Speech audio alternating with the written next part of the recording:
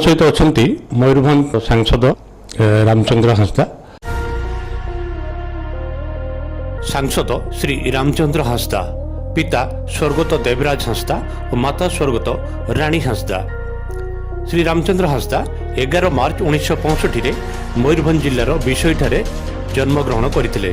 से निजर राजनैतिक जीवन आजसु दलरू ही आरंभ करथिले। जून 2012 रे से विजु जनता दल रे योगदान करथिले। तापरे 2014 मसीह रे मयूरभंज सांसद भाव में से निर्वाचित होइतिले। सर स्वागत करुछि आपन कार्यक्रम को। तापरे वर्तमान आपन लोकमान को पाखक जाउछन्ती आपन को लोकमान वर्तमान ग्रहण करूछन्ती। देखंतु लोकमाने ग्रहण करिवे न करिवे सेटा तो भिन्न प्रसंग, किंतु मोर एतकी विश्वास अछि विगत दिन रे सारसकोणा विधायक हिसाब रे हो किंबा छोटे गोटे पीएस मेंबर हिसाब रे हो मो लोकन को जो भाया आकार तांकर सेवा करि आछि गोटे निस्वार्थ भाव रे तांकर सेवा करि आछि। सेटा जो मोर विश्वास अछि लोकमाने निश्चित भाव रे मो प्रति तांकर भरोसा रखिबे एवं आउ अल्प दिन जोटा अच्छी किछि मास रही जोटा सांसद हिसाब रे मो निज कर्तव्यटा मयूरभंजवासींकर तांकर मौलिक समस्या जोड़ा अच्छी सेगुड़ा को समाधान करने निश्चित भाव में मोर चेष्टा रही। किछि स्वास्थ्य पई लोक माने आपन सहित वर्तमान मिसुचंती किछि आंतरिकता नहीं से बेले आपन किछि अनुभव करथन। देखंतु जेतेबे पावर थाए सेभा लोक भी जे न आसीबे सेटा कहि हेबनी, किंतु ता सहित मध्य मयूरभंजर विकास पाई जो माने जेन्युइनली गोटे चिंता रखिछंती से मध्य मो पाखु आसुछंती सेभा लोक सहयोग निश्चित वर्तमान पाई मोर बहुत मूल्यवान।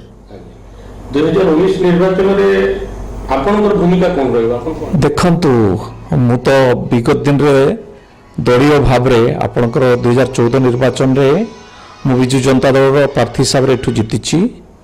तेणु वर्तमान मध्य जे कोनोसी जदि कोनोसी जोटा फायदा हेबा भला किछि कार्यक्रम नेवा को पड़िबो से जोटा मोर सांसद हिसाब रे जदि को कर्मीमान को फायदा देई हेबो ताले प्रत्यक्ष भाव में मुझे विजु जनता दल कर्मी को ही फायदा देवी। किंतु आगामी दिन रे 2019 रे कौन भूमिका हम कौन नहीं सीटा जदि धरा जो वर्तमान स्थिति रे जोटा अच्छी आगामी स्थिति रे दलर कौन तांकर पदक्षेप हम सीटा ऊपर डिपेंड करे। कारण मु निर्वाचन जितिबा किंबा निर्वाचन लड़िबा सेटा को केबे प्राधान्य देनी। विगत दिन रे मोर जदि इतिहास देखिबे आपण ताहले केवल लोकंकर सेवा करिबा एटा को ही मुख्य भाव में मोर गोटे कहया गले जीवन लक्ष्य हिसाब से रखे। मैं वर्तमान बीजेडी ना बोले आप कहींपारे, कारण निलंबित अर्थ हूँ केवल सामयिक भाव आपन को माने सभ्य पदटा माने आपन जो बीजेडी सभ्य पदटा रद्द कराई माने सेटा कौन कह लाटेंट वे गोटे प्रकार आपन अच्छी सभ्य पदटा ना कदापि नुहे सेमती किसी नुहे।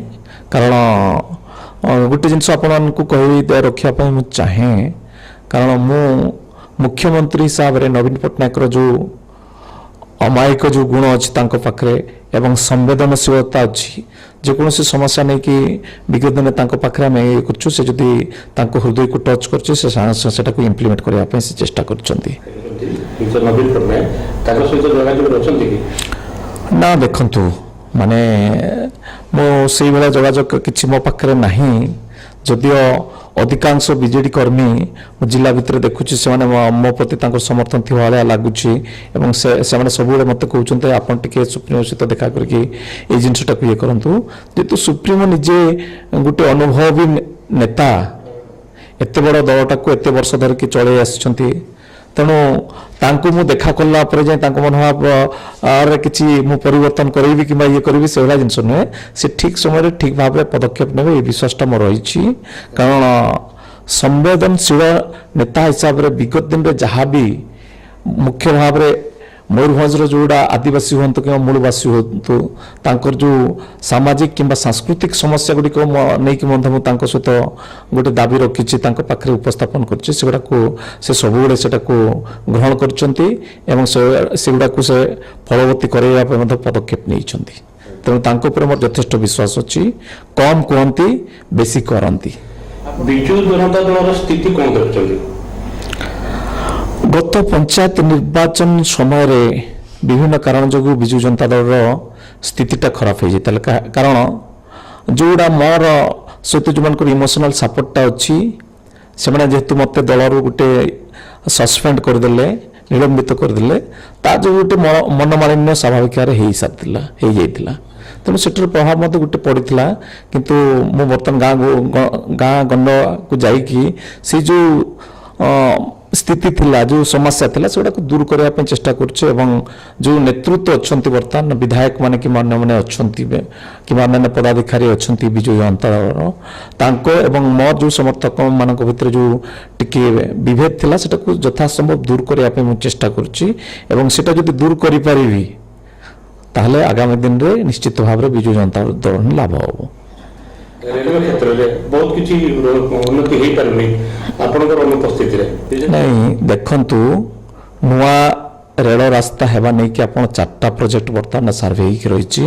ଗୋଟେ ହେଉଛି ବୁଡ଼ାମରା ଚାକୁଳିଆ, ଆଉ ଗୋଟେ ହେଉଛି ବାଙ୍ଗିରିପୋଷି ଗୋରୁମେଶାଣୀ, ଆଉ ଗୋଟେ ହେଉଛି ବାଦାମ ପାହାଡ଼ କେଉଁଝରଗଡ଼, ଆଉ ଗୋଟେଟା ହେଉଛି ବାଙ୍ଗିରିପୋଷିରୁ ବାଦାମ ପାହାଡ଼ ଯେଉଁଟା ଆମର ତାଳବନ୍ଦ ଦେଇକି। ଏଇଗୁଡ଼ା 4ଟା ଯେଉଁ ପ୍ରୋଜେକ୍ଟ ଗୁଡ଼ା ଇଏ ହେଇଛି, ମୁଁ ଗତ 9 ତାରିଖ ଆମ ରେଳମନ୍ତ୍ରୀଙ୍କୁ ଗୋଟେ ପ୍ରଶ୍ନ ପଚାରିଥିଲି ଲୋକସଭାରେ।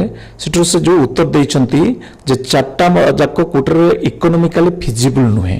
କାରଣ ଆପଣଙ୍କ ରେଳବାଇଟା ଫିଜିବୁଲ ହେବା ପାଇଁ ହେଲେ ରେଟ୍ ଅଫ୍ ରିଟର୍ନ 14% ଅଧିକ ହେବା ଦରକାର। କିନ୍ତୁ କେଉଁଟା ବି 14% ଅଧିକ ନୁହେଁ। ବହୁତ ଗୁଡ଼ା ତ ଦୁଇଟା ପ୍ରୋଜେକ୍ଟ ସେମାନେ ନେଗେଟିଭ ରେଟ୍ ଅଫ୍ ରିଟର୍ନ ଅଛି। ତେଣୁ ସେଇ କ୍ଷେତ୍ରରେ ସେଇ ପ୍ରୋଜେକ୍ଟ ଗୁଡ଼ାକ କେଉଁ ଆକାରରେ ମାନେ ନେଗେଟିଭ୍ ହେଇଛି କିମ୍ବା ରେଟ୍ ଅଫ୍ ରିଟର୍ନଟା କମ୍ ହେଇଛି ସେଟା ମଧ୍ୟ ମୁଁ ଅନୁଧ୍ୟାନ କରିସାରିଛି। କାରଣ ଯେଉଁମାନେ ସାର୍ଭେ କରୁଛନ୍ତି ସେମାନେ ବହୁତ ଗୁଡ଼ା ଆସ୍ପେକ୍ଟଟାକୁ ସେମାନେ ବିଚାରକୁ ନେଇନାହାନ୍ତି, ଯଦ୍ୱାରା କି ସେମାନେ ତାଙ୍କର ରେଟ୍ ଅଫ୍ ରିଟର୍ନଟା ବହୁତ କମ୍ ହେଇଛି। ମୁଁ ଆଶା କରିବି ଆଉ ଥରେ ପୁନର୍ବାର ସାର୍ଭେ ହେଇକି ସେଗୁଡ଼ାକ ଯେମିତି ଠିକ୍ ଭାବରେ ଇଏ ହେବ ଏବଂ ରେଟ୍ ଅଫ୍ ରିଟର୍ନଟା ଠିକ୍ ଭାବରେ ଯଦି ହେବ ତାହେଲେ ଆଗାମୀ ଦିନରେ ସେଟାକୁ ଆମେ ସରକାରଙ୍କ କାର୍ଯ୍ୟକ୍ରମରେ ଯେଉଁ ନୂଆ ରେଳବାଇର ରେଳ ରାସ୍ତା ତିଆରି ହେବା ନେଇକି ଯେଉଁଟା କାର୍ଯ୍ୟକ୍ରମ ରହିବ ସେଟା ନିଶ୍ଚୟ କରାଇବା। ଆଉ ଦ୍ୱିତୀୟ ଜିନିଷ ହେଉଛି ଯେଉଁଟା ଫାଇନାନ୍ସିଆଲ ଇମ୍ପ୍ଲିକେସନ୍ ନାହିଁ। ଆପଣଙ୍କ ଫାଇନାନ୍ସିଆଲ ଇମ୍ପ୍ଲିକେସନ୍ ଯେଉଁଗୁଡ଼ା ଅଛି ସେଟା କେବଳ ବଜେଟ୍ ସମୟରେ ହିଁ ସେଟାକୁ ସେମାନେ ଇନକ୍ଲୁଡ୍ କରିପାରିବେ। କିନ୍ତୁ ଯେଉଁଟା ଫାଇନାନ୍ସିଆଲ ଇମ୍ପ୍ଲିକେସନ୍ ନାହିଁ ସେଟାକୁ ଅନ୍ୟ ସମୟରେ ମଧ୍ୟ ଆମର ଏଇ ସମୟରେ ମୁଁ କହିବି ଆମ ବାଦାମ ପାହାଡ଼ରୁ ଯେଉଁଟା ରାଉରକେଲାକୁ ଡିମାଣ୍ଡ ହେଉଛି। ଗତକାଲି ମୁଁ ନିଜେ ରାଉରକେଲା ଯାଇଥିଲି। ରାଉରକେଲାର ଯେଉଁଟା ମୟୂରଭଞ୍ଜ ଲୋକମାନେ ଅଛନ୍ତି ତାଙ୍କ ସହିତ ମଧ୍ୟ ଇଣ୍ଟରାକ୍ସନ୍ ହେଇଥିଲା। ସେମାନେ ମଧ୍ୟ ସେ ଦାବିଟା କରୁଛନ୍ତି ଯେ ବାଦାମ ପାହାଡ଼ରୁ ଯଦି ଆମ ରାଉରକେଲା ପର୍ଯ୍ୟନ୍ତ ଗୋଟେ ଡାଇରେକ୍ଟ ଟ୍ରେନ୍ଟା ହେବ ତାହେଲେ ସେଠାରେ ନିଶ୍ଚିତ ଭାବରେ ଇକୋନୋମିକାଲି ଫିଜିବୁଲ ମଧ୍ୟ ହେବ, ଭାଇବୁଲ ମଧ୍ୟ ହେବ ଏବଂ ଲାଭଦାୟକ ମଧ୍ୟ ହେବ ରେଳବାଇ ପାଇଁ। ତେଣୁ ସେଇ ଏଭଳିଆ ଜିନିଷକୁ କିମ୍ବା ଆଉ ଗୋଟେ ଜିନିଷ ଯେଉଁଟା କହୁଛନ୍ତି ଯେଉଁଟା ଆମ ସ୍ପେଶାଲ ଟ୍ରେନ୍ ଆସୁଛି ହାଓଡ଼ାରୁ ଆସୁଛି ବାରିପଦାରୁ ଯାଉଛି ପୁରୀକୁ, ସେଇ ଟ୍ରେନ୍ଟାକୁ ମଧ୍ୟ ନିୟମିତ ଯଦି କରାଇ ପାରିବା ତାହେଲେ ମଧ୍ୟ ସେଟା ଭଲ ହେବ ଏବଂ ମୟୂରଭଞ୍ଜ ଲୋକଙ୍କ ପାଇଁ ସୁବିଧା ହେବ। ଆପଣଙ୍କର ରାଜନୈତିକ ଭବିଷ୍ୟତ କ'ଣ? ଆପଣ କ'ଣ ଭାବୁଛନ୍ତି? ମୁଁ ତ ଥରେ କହିଲିଣି ଆପଣଙ୍କୁ ଯେ ମୁଁ ନିର୍ବାଚନ ଲଢ଼ିବା କିମ୍ବା ନିର୍ବାଚନରେ ଜିତିବା ସେଟାକୁ କେବେ ପ୍ରାଧାନ୍ୟ ଦେଇନାହିଁ। କେବଳ ଲୋକମାନଙ୍କର ମୌଳିକ ସମସ୍ୟା ଯେଉଁଟା ଅଛି ସେଟାକୁ ସମାଧାନ କରିବା ପାଇଁ ହିଁ ମୋର ମୂଳ ଉଦ୍ଦେଶ୍ୟ। ଆପଣମାନେ ଯଦି ଇତିହାସକୁ ଦେଖିବେ, ମୟୂରଭଞ୍ଜ ଇତିହାସକୁ, ବିଗତ ଦିନରେ 1990ରେ ମୁଁ କେବଳ ନେତାମାନଙ୍କୁ ବନେଇବା ପାଇଁ ଚେଷ୍ଟା କରୁଥିଲି। କାରଣ ମୟୂରଭଞ୍ଜର ସ୍ୱାଭିମାନ ନେଇକି, ମୟୂରଭଞ୍ଜ ମାଟିର ସ୍ୱାଭିମାନ ନେଇକି ନେତାମାନେ ବହୁତ କମ୍ ଏଠୁ ଜନ୍ମ ହେଉଥିଲେ। ତେଣୁ ସେଇଭଳିଆ ନେତା ତିଆରି କରିବା ପାଇଁ ସେତେବେଳେ ପଦକ୍ଷେପ ନେଉଥିଲେ। କିନ୍ତୁ ମୁଁ ନିଜେ କିଛି ହେବା ପାଇଁ ଆମର ଚିନ୍ତା ନଥିଲା। ତ ପରବର୍ତ୍ତୀ ସମୟରେ ବୋଧେ ଗୋଟେ ଏଇଭଳିଆ ପରିସ୍ଥିତି ଆସିଲା ଯେଉଁମାନଙ୍କୁ ବନେଇକି ନେଉଥିଲେ ଇତ୍ୟାଦି କରୁଥିଲେ। ଆମର ଏଇଠିକାର ଯେଉଁଗୁଡ଼ା ଲୋକଙ୍କର ମୁଖ୍ୟ ଭାବରେ ଆଦିବାସୀ କିମ୍ବା ମୂଳବାସୀ ଲୋକଙ୍କର ଯେଉଁ ମୁଖ୍ୟ ସମସ୍ୟା ଅଛି ସେଟାକୁ ଠିକ୍ ଭାବରେ ଉପସ୍ଥାପନ କରିପାରୁନଥିଲେ। ତା ଯୋଗୁଁ ମୁଁ ବାଧ୍ୟ ହେଲି ନିଜେ ମାନେ ପରବର୍ତ୍ତୀ ସମୟରେ ବିଧାୟକ କିମ୍ବା ଅନ୍ୟାନ୍ୟ ପ୍ରତିନିଧି ହେବା ପାଇଁ। ବିଜୁ ଯୁବ ବାହିନୀ ରହିଛି ସେଥିରେ ସରକାରଙ୍କର ପଇସା ଲାଗୁଛି ବୋଲି ବହୁ ବିଜେପି ନେତା ବର୍ତ୍ତମାନ ଆରୋପ କରି ଆସୁଛନ୍ତି। ଦେଖନ୍ତୁ, ସେଠାରେ କୌଣସି ଦଳୀୟ ଇଏ ନୁହନ୍ତି। ସେ ମୁଁ ଭାବି ଅନ୍ୟ ଦଳର ଲୋକମାନେ ମଧ୍ୟ ଯଦି ସେଥିରେ ସାମିଲ ହେବା ପାଇଁ ଚାହିଁବେ କିଛି ଅସୁବିଧା ନାହିଁ। ଆମେ ଯୁବଗୋଷ୍ଠୀ ହେଉଛନ୍ତି ଦେଶର ଭବିଷ୍ୟତ। ତାଙ୍କ ପାଖରେ ଆମେ ଗଠନମୂଳକ ଚରିତ୍ର ତିଆରି କରିବା ଆମର ମଧ୍ୟ ମାନେ ଆବଶ୍ୟକତା ରହିଛି, ଆମର କର୍ତ୍ତବ୍ୟ। ତ ତେଣୁ ସେ ଦୃଷ୍ଟିରୁ ବିଜୁ ଯୁବ ବାହିନୀ ଯେଉଁ କାର୍ଯ୍ୟକ୍ରମ ନେଇଛି କିମ୍ବା ତାଙ୍କୁ ଯେଉଁଟା ଯୁବଗୋଷ୍ଠୀମାନଙ୍କୁ ନୂତନ ଭାବେ ସଂଗଠିତ କରିକି ଦେଶ ପାଇଁ କାମ କରିବାର ଯେଉଁ ଉଦ୍ଦେଶ୍ୟ ସେଟାକୁ ମୁଁ ନିଶ୍ଚିତ ଭାବରେ ମାନେ ସପୋର୍ଟ କରିବି। ଆମର ଓଡ଼ିଶା ରାଜନୀତିରେ ବିଜେଡିର ବିକଳ୍ପ ନାହିଁ ଏବଂ ଆମର ଯେଉଁ ଅପୋଜିସନ ପାର୍ଟି ରହିଛି ସେମାନେ ବହୁତ ଦୁର୍ବଳ, କ'ଣ କହିବେ ଆପଣ? ବିଜେପିକୁ ଏତେ ଭାବରେ ଦୁର୍ବଳ ତ କହିହେବନି। ଗୋଟେ ଗୋଟେ ସମୟରେ କ'ଣ ହୁଏ, ଲୋକମାନେ ଭଲ ଭଲ ଯଦି ଆପଣ ସ୍ଲୋଗାନଟା ଦେଲେ ସେ ସ୍ଲୋଗାନ ଦ୍ୱାରା ମଧ୍ୟ ପ୍ରଭାବିତ ହୁଅନ୍ତି, ବିଶେଷ ଭାବରେ ଯୁବପିଢ଼ି। କିନ୍ତୁ ଖାଲି ଫାଙ୍କା ସ୍ଲୋଗାନଟା ଦେଇଦେଲେ ହେବନି, ସେଟାକୁ ମଧ୍ୟ କାର୍ଯ୍ୟରେ ପରିଣତ କରିବାର ଅଛି।